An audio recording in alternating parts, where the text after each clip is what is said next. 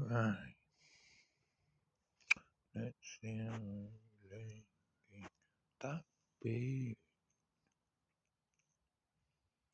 In the industry, it all comes down to a fault. I might have a shave.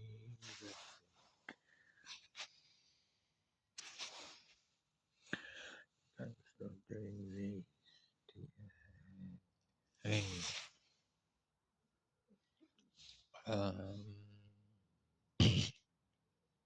so this video is going to be about superinjunction. So, the law with superinjunction is if you know there's a superinjunction, someone's told you. It's if you know there's a superinjunction, it's illegal for you to tell anyone else. That's the law with superinjunctions. But Google and all the big tech firms have to make sure stuff doesn't come up in their searches. So all the top bosses of Google know about all the superinjunctions in Britain. So you can imagine a sort of situation where someone sort of says to some kind of middle ranking employee of Google, look, there is a super injunction, alright. A, then it's illegal for them to tell anyone else. But also B, they've got to protect the person who told them there was a super injunction if they were.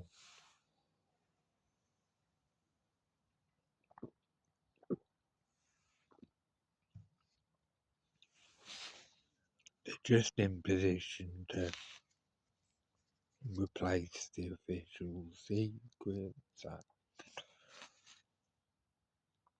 Because imagine they start pulling the official secret act on people about something like this. They're going to get on Twitter, tweet about it. And then the tweet's going to go viral, isn't it? The moment it gets out there that the official secrets act is being used, it's gonna explode, isn't it? But with an injunction, a court injunction, people think of a nice, kindly judge doing things in the best interests of the country, you know.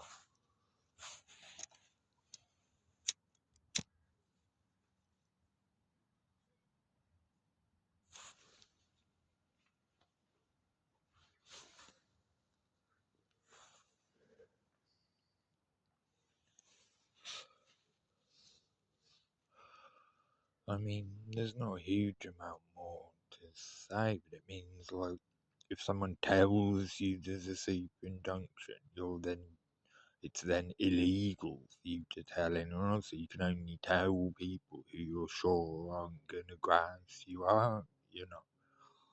And then once you do tell someone, it's their choice whether they do grass up. So it just becomes eventually a thing where only all the people at the top of society, you know, like that song I always say. Who knows, not me, they never lost control. You're face to face with the man who's old the world. And it eventually end up with just all the people at the top of society that know there's a super junction. By that I don't necessarily mean celebrity. They're not really at the top of society. Like, I mean, my understanding of celebrity culture is that people who are big fans of celebrity culture believe that celebrities are the best at communicating. They're actually not. No, there's far better communicators than that, working as kind of executives and in high profile government positions. Not high profile because they don't want a high profile, they want they want to keep a low profile. But they couldn't be celebrities because they've got too much shit on them, you know. People who are celebrities are people who are good communicators, but there's not any major shit on them. in a situation with a super injunction like mine, all the celebrities get a bit of shit on them from how they treat me, but they're allowed to get away with it, you know.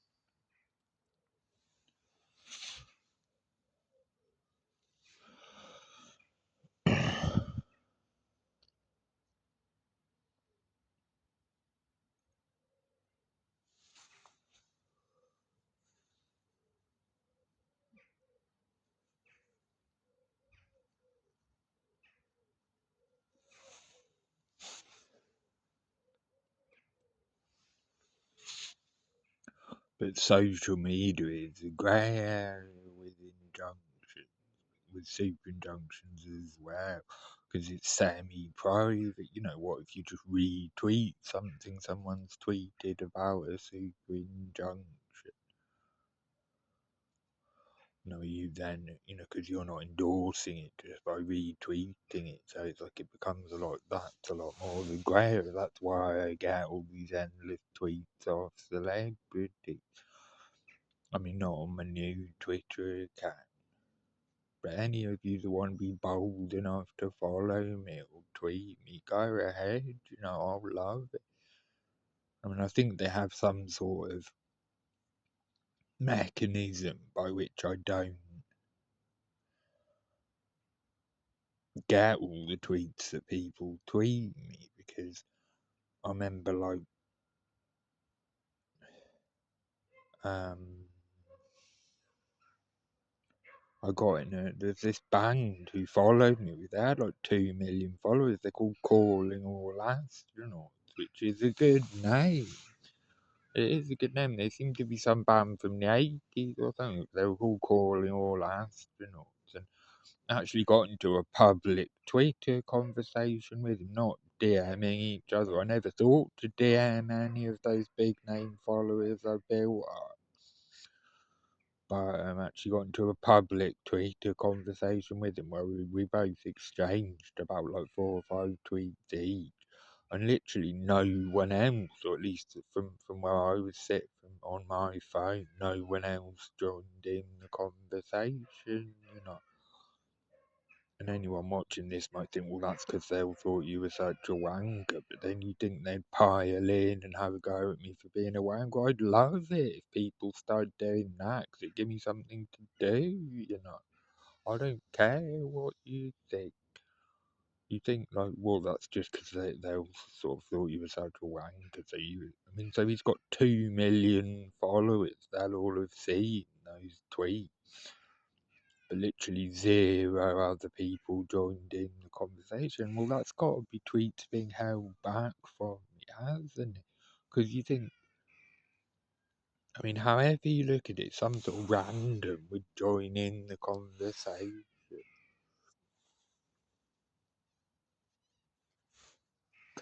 I mean, I think they add new clauses to the injunction all the time. Because when Piers Morgan tweeted me, the very first big tweet I had of a celebrity,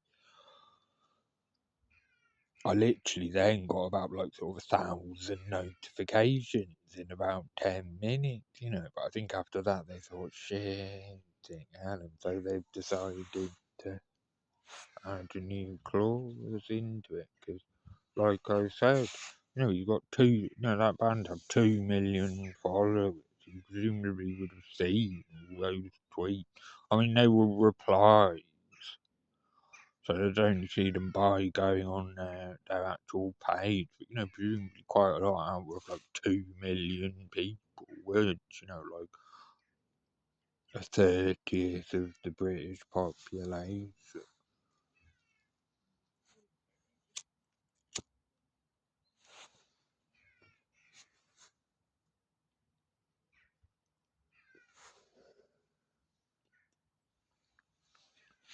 No one gone.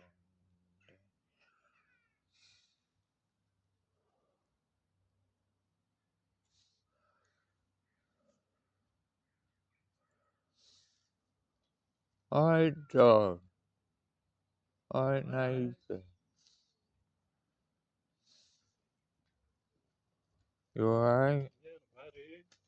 You getting any closer to being able to go down there on your own? Oh. Put good words in for him, Nathan.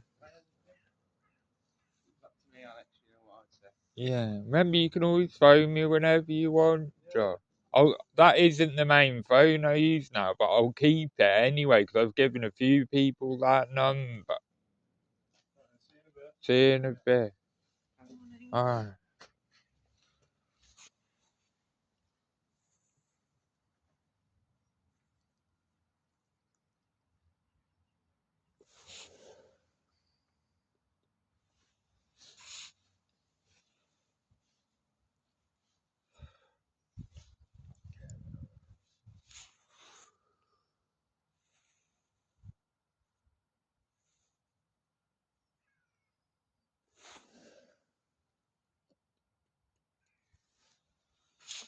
Yeah.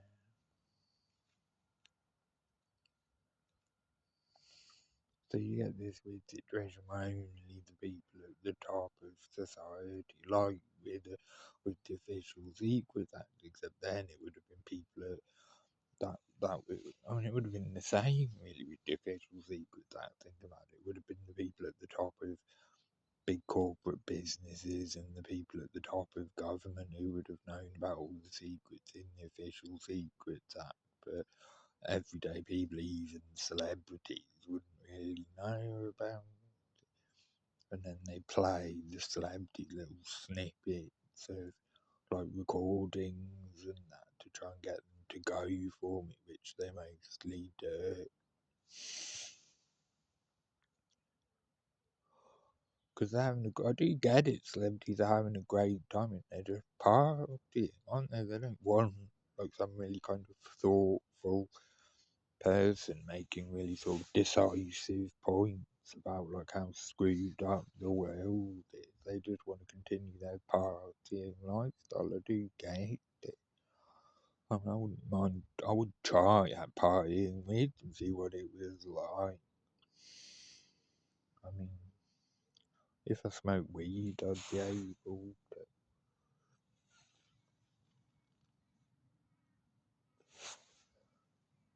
But it's run on coke, really, that world, isn't it? Not weed. And weed is infinitely better than coke.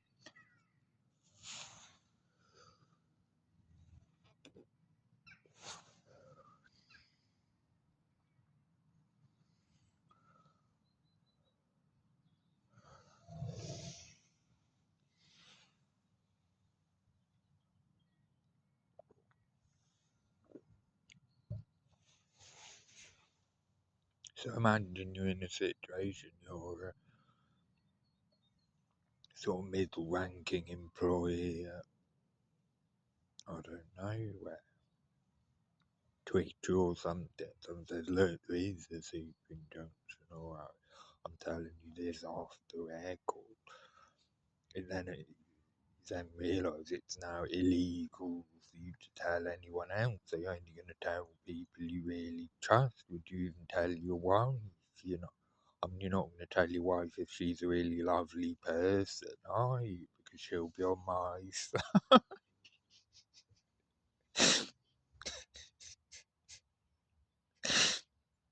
You know, so you'd only tell all the kind of bastards, you know, wouldn't you? In the C words and B words. So it's kind of, that's how they operate.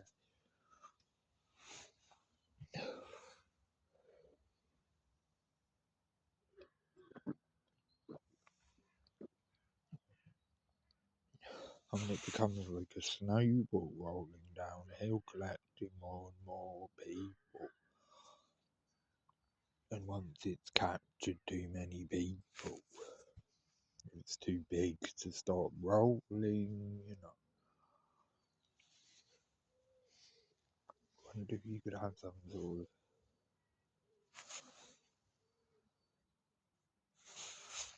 you know, it's like,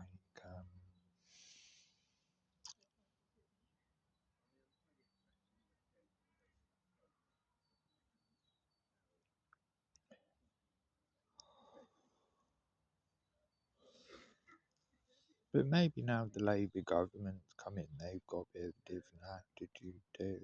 I never know.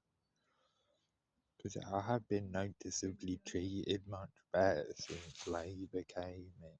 When did they come in? I mean, it must have been kind of. When was it? About like October the year before last or something. Well, since then I've really accelerated with my lean.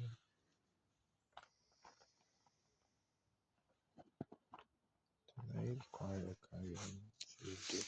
I mean, like I've said before, I'm not bothered about, like, you know, I'm not bothered about kind of getting all these people in trouble.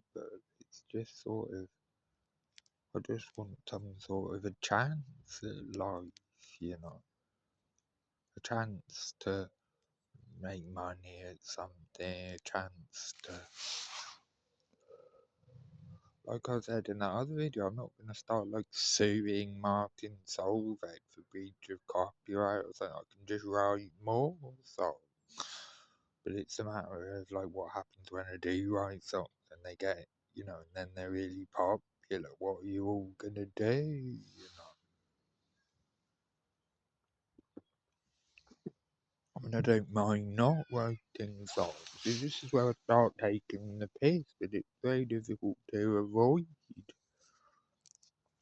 You know, you think computer game programming would be a sort of nice middle ground because it's not cool. I wouldn't be seen as cool, but I could still make a nice lot of money from it, and I could still really contribute. And it's also something I'm passionate about. You might think it's quite strange being passionate about programming computer games. Morning. But thinking of that, like depressive teenage kid I was with no friends, just sitting playing computer games on his own. They were like the only real kind of joy he took out of life and kind of watching telly. Thinking of that kid, it's like, you know, to design just some absolutely brilliant game that just blows his mind. You can just take this massive kind of holiday from life, play it. You know, that's something I'm passionate about, so that could be a sort of middle ground way through the whole thing. But, you know, if you're going to start putting more clauses in injunctions about how I shouldn't be allowed to influence vulnerable minds or whatever with technology or whatever, then it's like, it's just going to be never ending. And also, I'd make a lot of money for the exchequer as well, doing like, you know, this game I'm making, you know, I've made the beginning of loads of games, but there's one particular one I work a lot. I've only really worked on that one for about a year now, and it's, you know, it will be very good. So, like, I'll be paying a lot of tax as well, you know.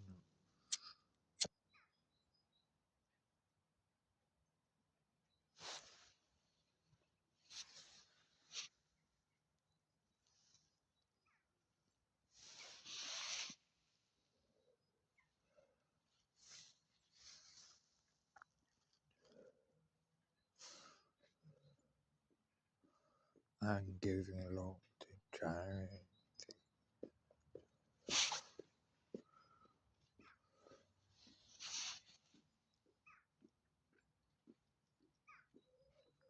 I mean, it would be easier with a team of programmers. It'd be nice if you could sort of let me make a bit of money at something quicker first so I can employ programmers. Because if it's all me, it may take like 2, 3 years to finish this game by which time I'll be nearly finished.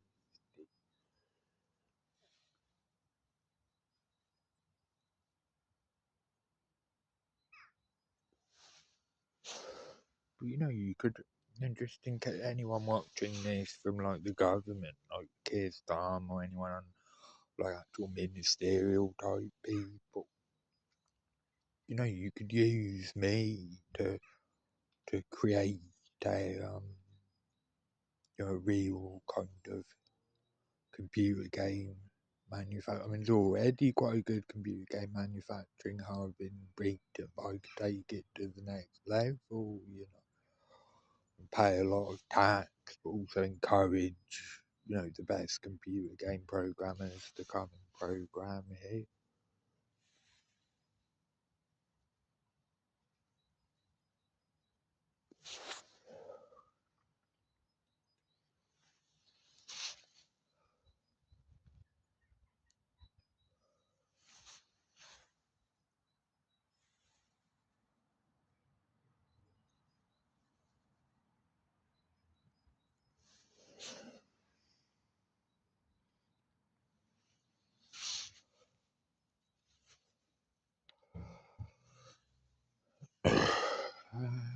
And this is veered off the topic of injunctions a bit. And I think, what, well, I think what initially caused it was whatever happened, happened. That mysterious night when I woke up with the purple bruises around the top of my arms and this like horrible feeling about myself. That happened. And then I think I rang up and wrote a version or the version or some kind of bit of music on their answering machine and sang it. And then knowing it would get online, then it got online, and then they had to get the super injunction in to stop to keep it down. And then it was some messages I left on my brother's answering machine when I finally managed to get some really good quality weed. Because if I'm drunk and I get really good quality weed, I do become quite sort of Richie man, I guess, kind of thing. And then they heard those ones, and they were just like, Jesus Christ, so he's really cool as well, kind of thing. And then ever since then, they've just been scrabbling around to cover it up.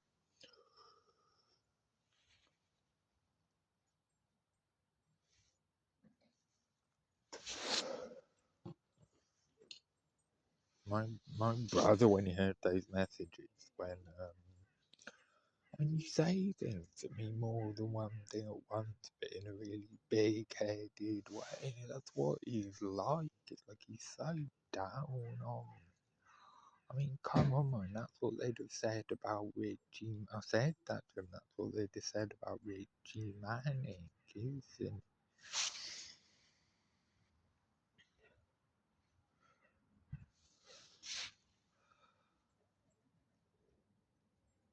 And then I finally sort of said, Dad would have found them absolutely mental, and he was just like, right. Well, he just went right, right.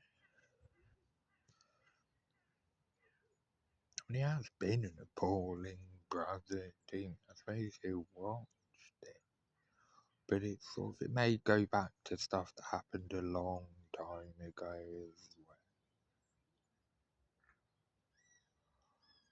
I mean, where's your passion, like? Because it's always all this, but that might take on.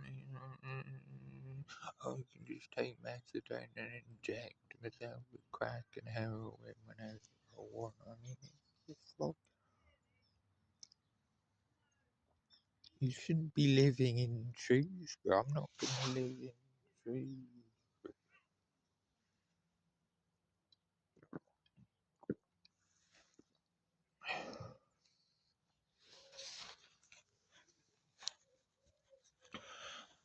Mm,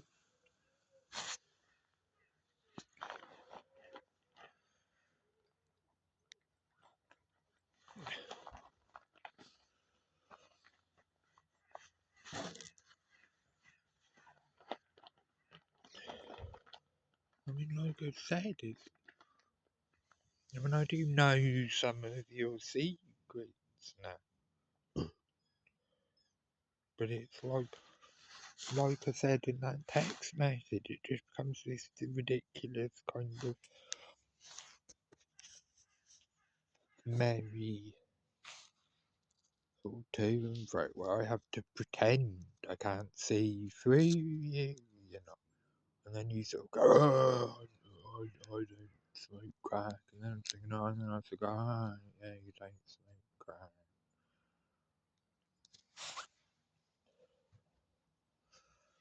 Because when, and then you were sort of saying when I came to your house the other day, like,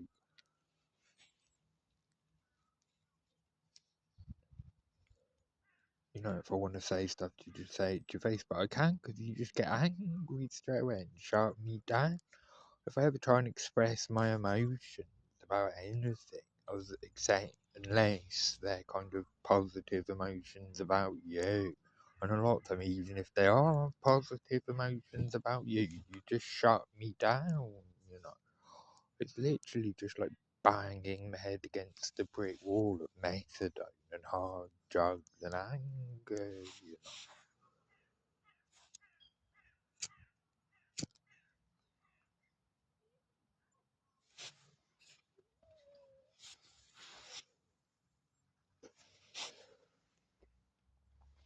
I mean, I know you've got. I'm saying this is a compliment. I'm not trying to say you're manipulative, but I know you've got very good at like saying things to mean more than one thing at once and being clever with language and being quick-witted and that, which is good because it will like help you and it may help me as well in the end as well if we can get back more on the same page. But it's like I have to pretend not to know you're doing it because you'll just get angry if I ever point out that you are doing it. So it's just for.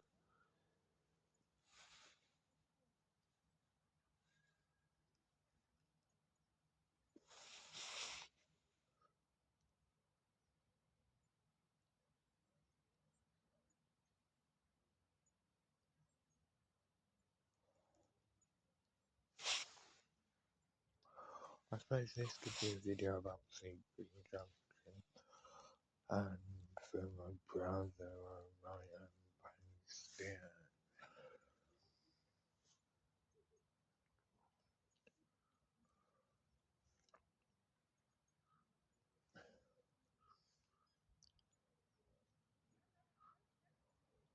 Because it's like you're obviously on crack, so it's like, where are you getting the money? I'm not gonna answer that question, but it's like, and then you sort of, then you sort of, Alex, you must see that this is delusion. It's like, okay, okay, but I mean, it's getting like dad, right? Just because this is, but it's just sort of, I mean, either, it's, and also over time, all the humorous bits will wear away, like they have with dad, and you'll just be left with the manipulation, you know. Like you can still do some quite sharp piss taking at the moment in the kind of top boys keeping on top, right? But that will wear off as you get older, and you'll just be left desperately scrabbling around for the next manipulation. That's what you don't realise.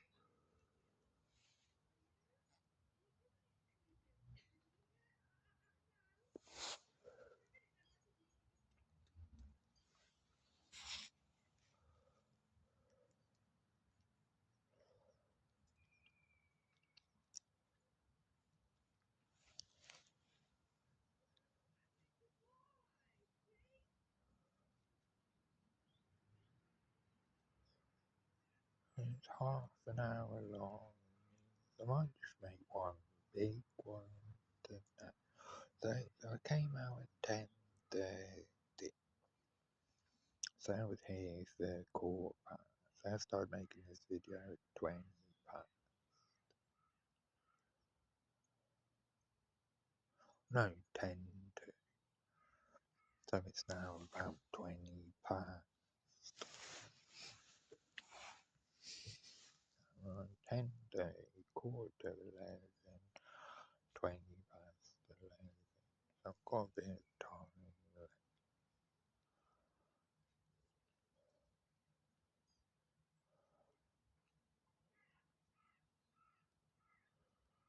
I mean, I mean, I won't say, but I mean, I know what area your secrets are in.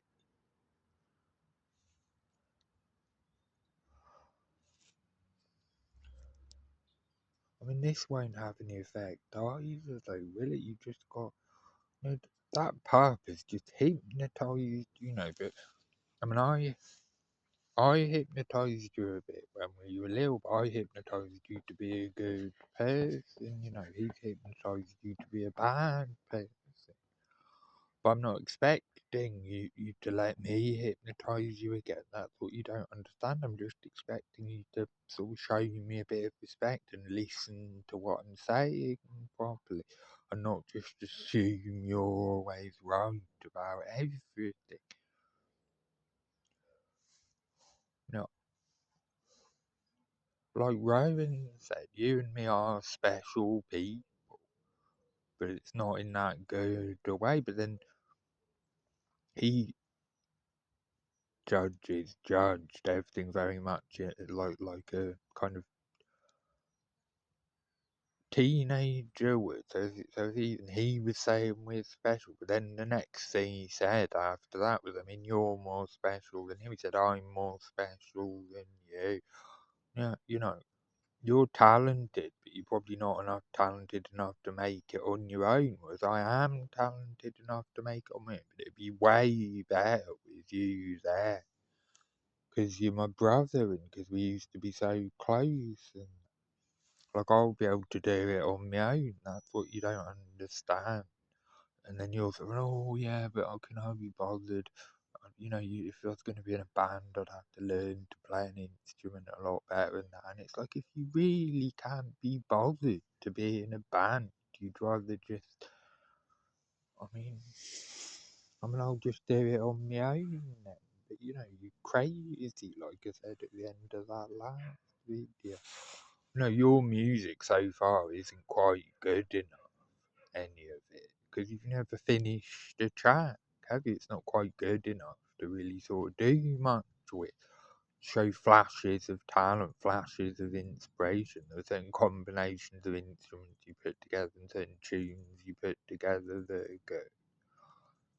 But like with any endeavour, it's like the more talented people you've got working together, the better it's gonna be.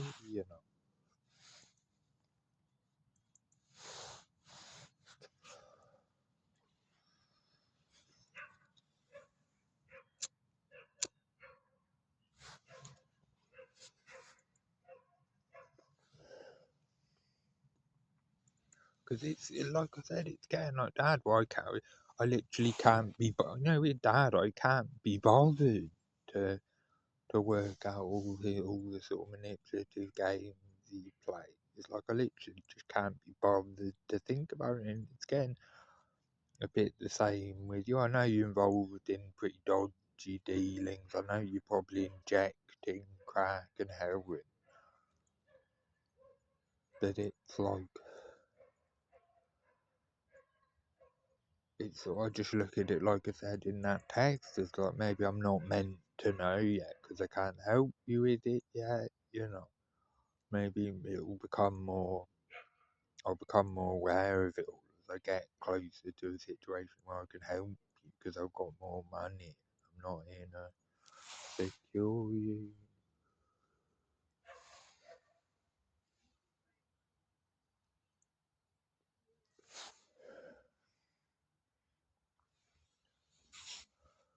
Because I mean, that complicated text you sent me about Will smoking paracetamol and everything. It was obviously just a load of shit, but then it's like, oh, okay, yeah, Will smoking paracetamol. Yeah.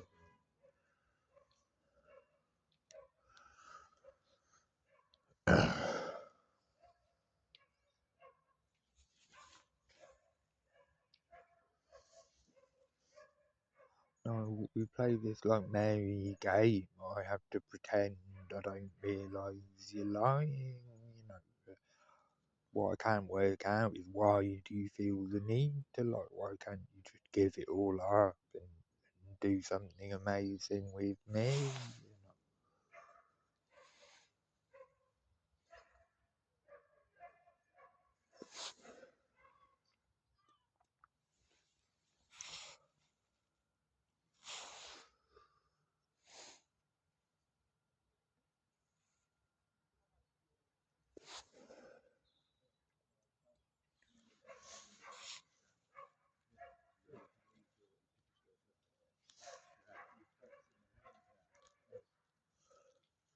Uh, I'm alright. Got cigarettes to keep me warm.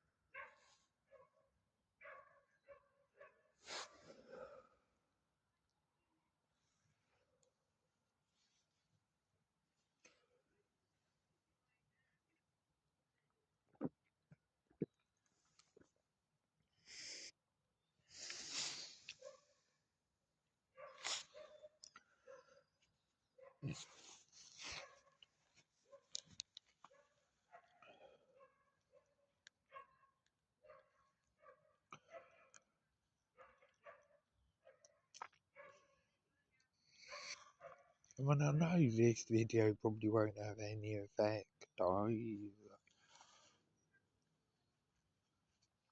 I suppose you may be quite sort of compromised as well. But it's like, if you'd have just listened to me in the first place, none of this would have ever happened. Like when you were first friends with Pub and you used to go on about, because you did, you always make out you just use this word charismatic, because like psychopaths are charismatic or something. You used to call him charming back then. I mean, it was just absolutely crazy. I mean, I sort of saw through him in about like 25 minutes. And then you go, he's charming, he's funny. I mean, it's just like, he's just turned you bad, compromised you, like. I mean, he's just completely sort of screwed you over like a professional cop man would. But you still like want, that's the problem you have. You want to believe all these things, so you just tell yourself them over and over again. You want to believe that Pat might still, or probably is still a good influence. So you just tell yourself that over and over again. Like I sort of say, I mean, he's obviously a professional con man, and you go, oh, he's not a professional con man. He's just what people like that are like. But it's sort of, that's just something you're telling yourself, There's all sorts of things. Like the way you used to tell yourself all those years that mum and dad were really normal.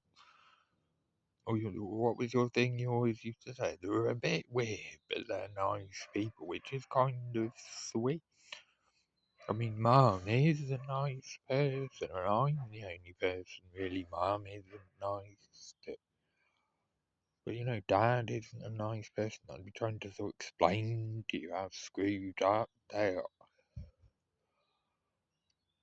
And you go, they were a bit weird, but it was sweet. If you'd have just listened to me back then, none of this would have happened. I'd probably have never got sex. And all those times you used to come round and I used to drink, and then you'd fly into a rage and start smashing my house. If you'd have just listened to me there, then everything that's happened since would have happened completely differently. But it's the same now, Like you'll get put in prison probably before long. And then all those nightmares you've had about being in prison. And I hope you kind of heed them, and even it's like,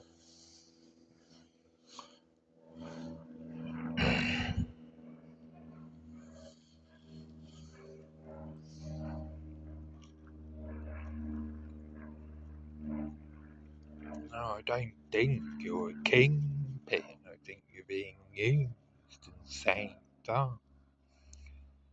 You seem to think you are a kingpin.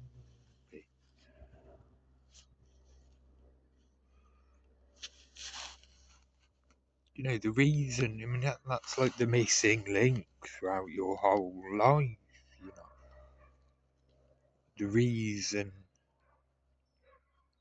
people trying to drag you away from me is because they know how much I care about you. They know I'll keep coming back and trying to rescue you, you know.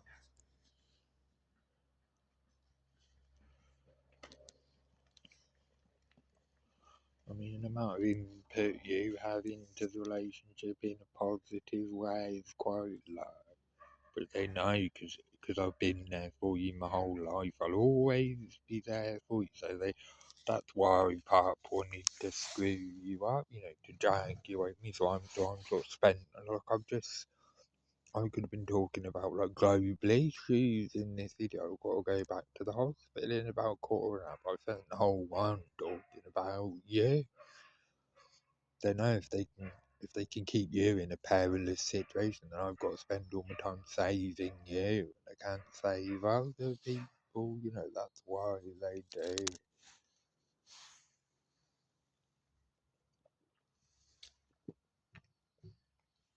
You probably think you're in on it, but you're not really. Like if you are seriously in debt, then that's been done. So once I start making money, I have to use it to pay off all your debts. You may think you're in on it, and you're like part of the car. But that's just because you're W. It's like, that's what the word wanker means. I'm not saying you are a complete wanker, but it's like people who are wankers, all they're concerned about is being on the in crowd, and kind of they never stick a limb out for anyone who,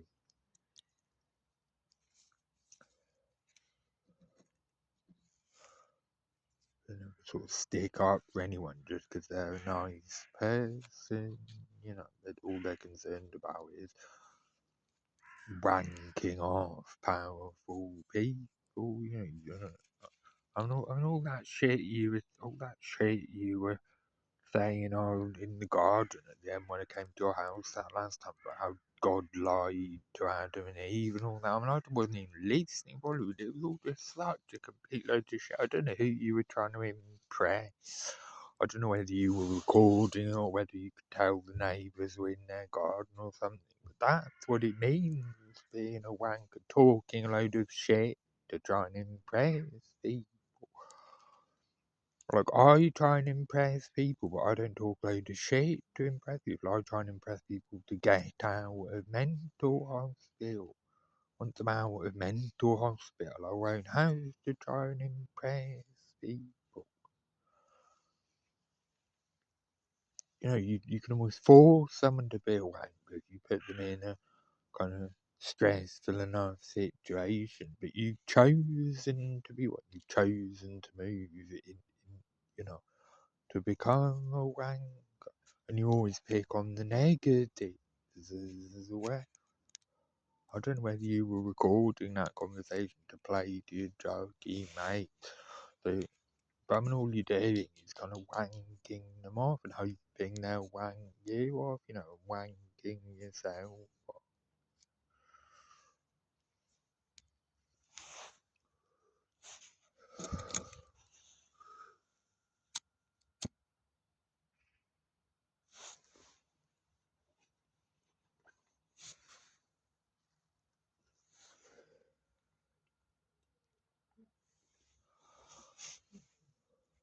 Like that time you came and saw me,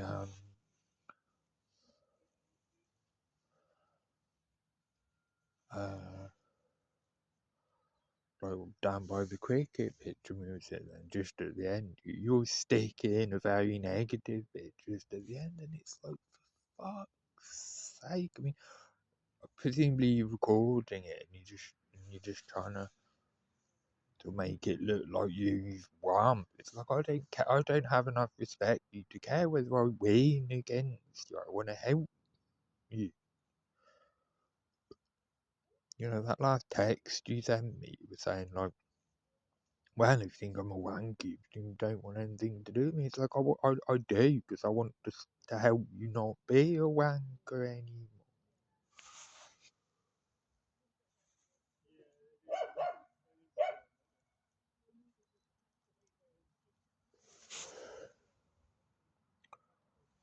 I mean, obviously it's different because I'm older than you, so it's like I've known you since you were a baby, whereas you've only known, so you've always you naturally sort of, I was already there when you were born. But it's like after everything I've been to, you're part of my identity, you know. I mean, it's only because of me you have anything you've got, you know. I mean, if you think of how kind of geeky a lot of the rest of our family are, it's only me that stopped you being geeky. You seem to think it's like pop and taking hard drugs that stopped you being geeky. It's actually me. You know, you seem to have this idea that somehow you were born and you had this like magical ability to look up to people that other people don't have, and you poured all this. I mean, it's all poured all this love into me. And that's, I mean, it's all just a load of shit. I had to fight for it,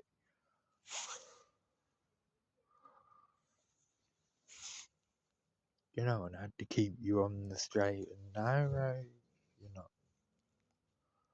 I mean, with all Auntie Alice and everyone thinking I bullied you, I knew the whole time I wasn't bullying you. I was just kind of guiding you to become happy. I could sort of tell they weren't happy, you know.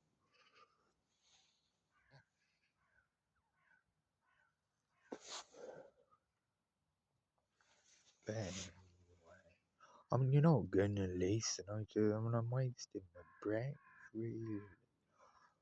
You've just been hypnotized, and now you're on hard drugs.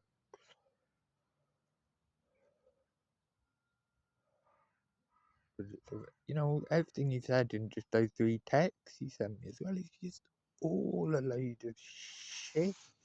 It's just kind of, I sort of think, well, that's so why did he even bother typing out? Now you're sort of thinking, well, if it was a load of shit, and you're thinking, why do I even bother typing out? I won't write him anymore. But it's like, write something a bit emotional, write something a bit kind of constructive, you know, stop lying.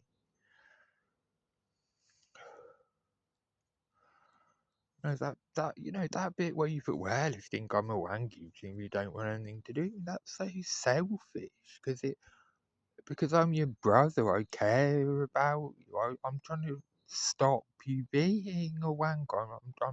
That's why I said all that stuff. They probably won't have played you the bit afterwards where I came round a bit more and I was saying nicer stuff about you.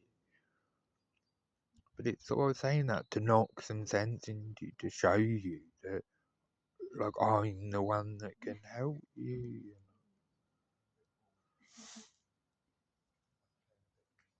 You might as well.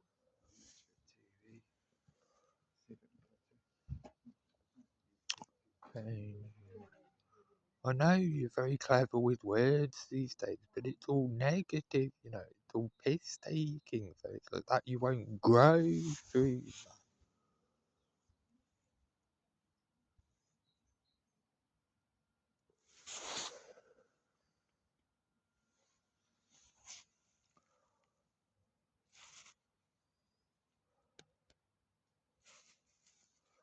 When you think you're like cool and you're in the in crowd, don't I think I'm a good guy and I have like positive qualities and I'm not in the in crowd?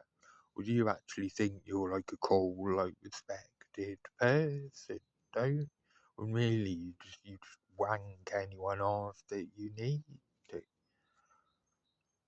But it's like in your head, like you know, when you used to sort of say like, I'm alright, it's just my life that's rubbish. I mean, my life can be really good, and I'm just not 100% sure about myself yet. I know I have a lot of good qualities, but I don't just see myself as like sound. I mean, stuff like that just goes up and down all the time, doesn't it? How much you like is well, you're absolutely like 100% sure, aren't you, that you're really great? I don't see myself as cool necessarily. I mean, I see myself as like very intelligent, but kind of very intelligent, very talented. But I know I'm a bit weird, whereas you just think you're just completely kind of straight down the middle normal, don't you? It's crazy. So therefore, you just wank off anyone else that you see as cool.